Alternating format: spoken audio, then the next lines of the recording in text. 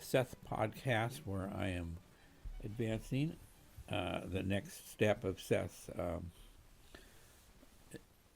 information and instructions. And Jane Roberts is in the spirit. She's with him. She's helping him in these endeavors. And Seth has asked me to do this for him. Now, he's asked other people. Ron Card, you might know him from the Seth ESP classes. I never intended those, but Ron Card has been submitting information on social media that we create our own reality. There is no other rule. It's the basis of Seth's teachings. And this is what Seth wants. He wants us to further this information, not just let it die on the vine or whatever happens.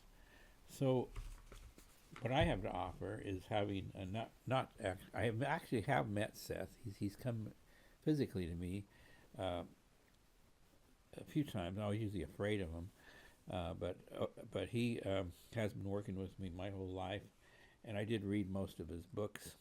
I got distracted at one point, but I've kind of come through and read pretty much everything, so I know pretty much what he said. I've also studied the religions, Western metaphysics, Alan Watts, theosophy. I studied just about everything I could think of when I was trying to pull myself out of the misery I was in this world. So this is, and Seth was helping me all this time, and I didn't know it, but now I did learn it. And so the things that we want to talk about here are what he wants is first of all, and I would want the same, in the suffering. We don't need suffering. We don't need to have the medical issues, the medical problems. We just don't need that. And so that's the first thing we want to do. And we got a shadow on me there. Yeah, let's move that. Okay, so first thing we want to do is in the suffering and eliminate the death illusion. Now, and also to realize the promises of ancient religion, because they're all the same. We want to be in a joyous condition. We don't want to have pain and sorrow, and we don't need to. We put this on ourselves by our own thoughts and beliefs. So we do what Seth says, is that we realize that we're creating our own miseries, and we have to change that. So I got some points here, some notes points, because I can't keep track of everything, and I don't want to read from a script or anything. So you make your own reality. Now, Ron has really posted a lot of things on that, because it really has to drive in. It's repetitiveness, and through repetitiveness, we are where we are. We're dumb because the world put repetitively on us that you're going to live, you're going to die, you got to get sick, you're going to go to the doctor, you're going to do this, and those things we don't have to do because we create our own reality. But now we have to deprogram ourselves or reprogram ourselves. So let's see. So through our minds, we seek after physical things: cars, clothing, a donut. We want gratifying things in our effort to be happy. Pizza, a girlfriend, better job, things I wrote down. But success or not, we're never satisfied, and that's what I find. Some of our most prosperous entertainers in show business are some of the most miserable. So that's not going to solve the problem. The problem comes from mind, because mind creates the physical world. If we use the physical world, we're at the tail end of mind, and we're trying to change things. It's like the tail wagging the dog. We're trying to change things from the end result of things. The beginning result is in mind. So we have to understand that. And we think of mind as our goal. We imagine our goal through mind. But focus is how you get there. You focus your mind. And we can do that. We do it all the time. You focus at everything you do. When you decide what you're going to have for breakfast, you're focusing your mind on that. So you focus your mind, and I forgot to check my volumes here. You focus your mind. I think I'm okay. So so the focus brings your ideas into you. Now, if you don't have a good focus, you're not going to be able to have to bring those ideas in. That's part of our problem. In fact, your focus can move you from this world into the spirit world. In other words, it can end death for you, because if you can focus from this world, refocus into the spirit, which you do every night when you go to sleep, but you forget it. If you can do that, then you've overcome death. And Seth is in agreement with that. I get his general head nods. He'll let me know whenever I ask, is that right? And or no. And there's a yes is it means probably but not certain. The no yes is the yes. This is like a inner kind of dialogue thing. So we look at mind as our provider and our focus, the rudder that steers the ship. That's what I wrote down. So here we get into the final part here. That we must put the theory, the ideas.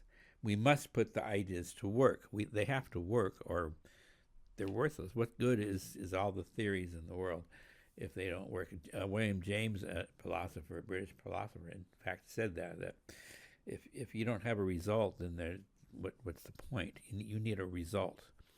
So the first part is learning what they call the Dharma in Hindu and Buddhist thought.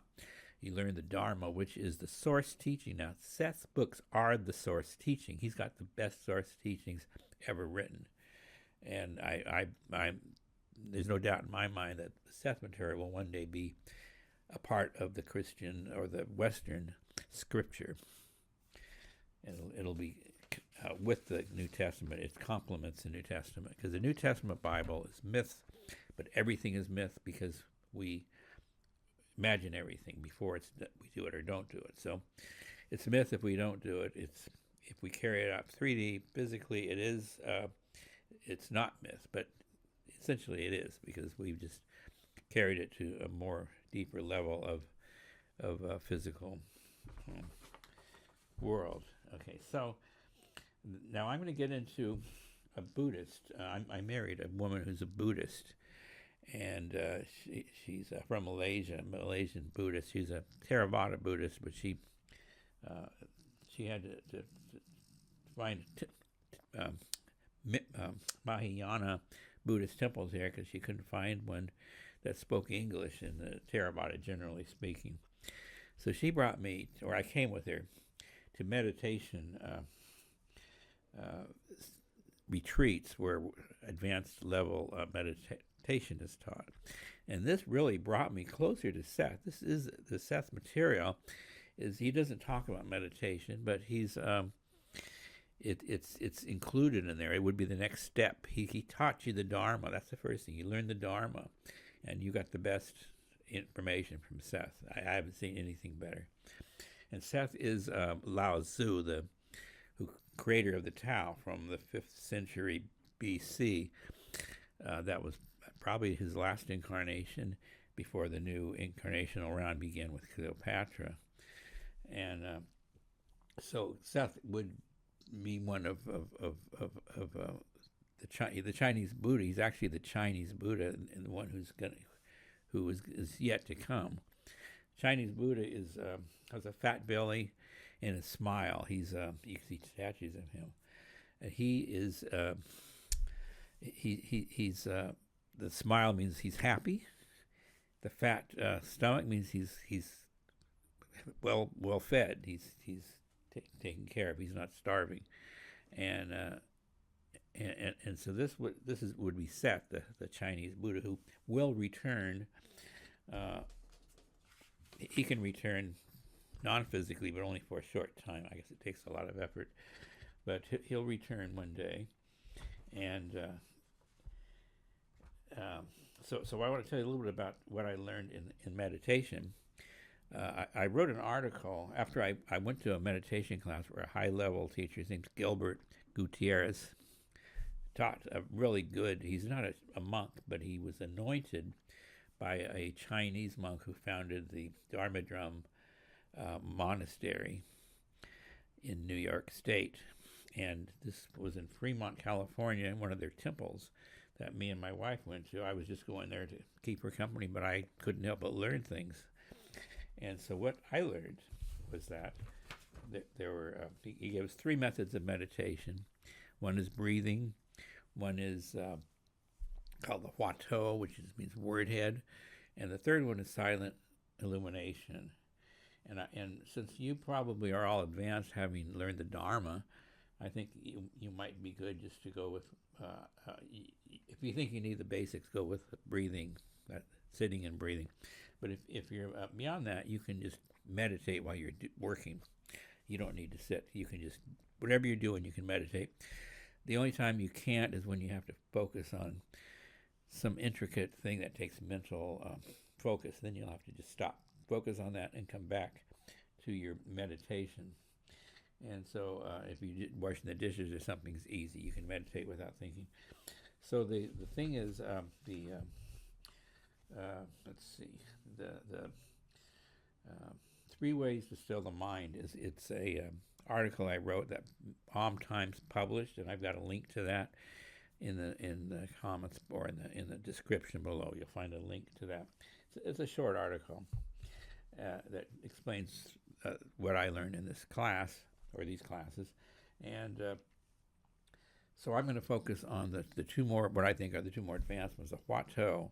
The huatou is you have to get these thoughts out of your head, like, I want a donut, I want to do this, oh, what am I going to have for lunch? Oh, do I have enough money? What am I going to do? I have to get to the bank. Those are all nothing. They're just junk in your head. So you want to get rid of that. And so you focus on something, like you can focus, the simplest thing is, who am I? Who am I? Who am I? And you keep thinking, who am I? Who am I? Who am I? And you can't answer it. If you answer it, it's the wrong answer. You can't answer, who am I? So you keep thinking and thinking and thinking and thinking, and eventually that fills your head up, and all those other thoughts go away. So I found I could do that, and the thoughts would go away. It might take a few days, a few weeks, or even some years. And then my mind is at the point where if I think, who am I? That's a thought. I don't want to think a thought. So now I move to silent illumination, which is what's called the no method. And in silent illumination, you don't focus on anything. You focus on like everything in my situation, like all what I see. Like there's a bookshelf, but it's not a bookshelf. There's a desk with books on it over here. This is a microphone, and I don't think those things. Those things are thoughts, and they're just something we've attached to. We've attached names to labels to things for some reasonable purpose. But what we want to do is look at the bookcase, and it's not a bookcase. It's just like it's got colors, shapes, colors, and everything in our experience is that way. You look at the shapes and the colors. You don't see a flower. You just look and see this, the green and the colors and all that. You look at the colors and the shapes. And sounds the same way. If you hear a dog barking, you don't hear a dog barking. You just are hearing. Okay, I hear that, and it doesn't obstruct you at all. There's nothing that can obstruct your meditation, and so that's silent illumination. Keeping everything, being aware of everything about you, and not putting any weight to any particular thing, not focusing on the bookshelf or anything. Now, there's a subset of silent illumination, which is called direct knowing.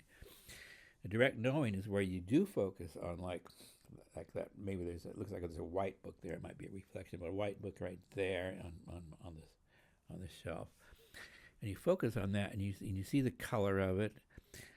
You're actually just, instead of focusing on everything, you're changing your focus to specific things, and you're looking at them without making any judgment, and that's called what did I say it was? I've forgotten already.